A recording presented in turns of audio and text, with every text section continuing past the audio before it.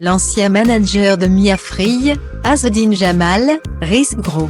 D'après une enquête de Street Press, l'homme serait à la tête d'une énorme escroquerie, visant les personnes sans papier. Il serait également aidé par son compagnon, rédacteur en chef de Politics. Nos confrères de Street Press viennent de démanteler un réseau tentaculaire d'arnaques dont Azzedine Jamal, ancien manager de la chorégraphe Mia Free, serait à la tête.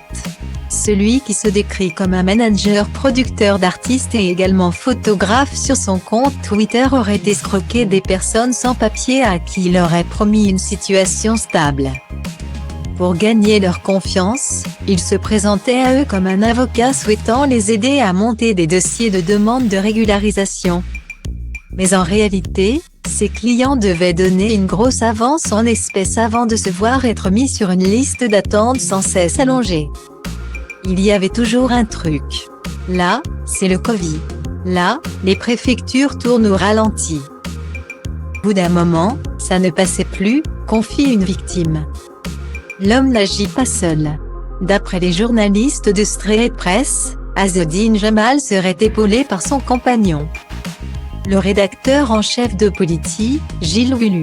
Les enquêteurs ont pu rencontrer les deux hommes, qui ont tenté de leur expliquer leur démarche, qu'ils n'ont rien de solidaire. Azzedine Jamal déclare avoir signé 45 contrats en 2 ans pour 3 régularisations à peine. Finalement, 2 jours plus tard, il annonce par mail 47 clients en attente et revendique 9 régularisations.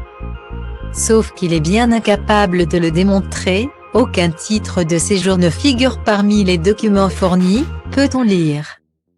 Bien loin de s'arrêter à jouer les avocats, Azzedine Jamal se pose en vrai chef de meute en embauchant des immigrés, dont la fonction est de trouver de nouvelles victimes.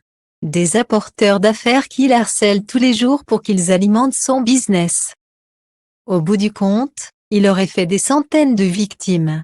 Le pactole, lui, s'élèverait à 200 000 € sur ces 3 dernières années. Selon Street Press, 4 victimes ont porté plainte le lundi 19 juillet 2021.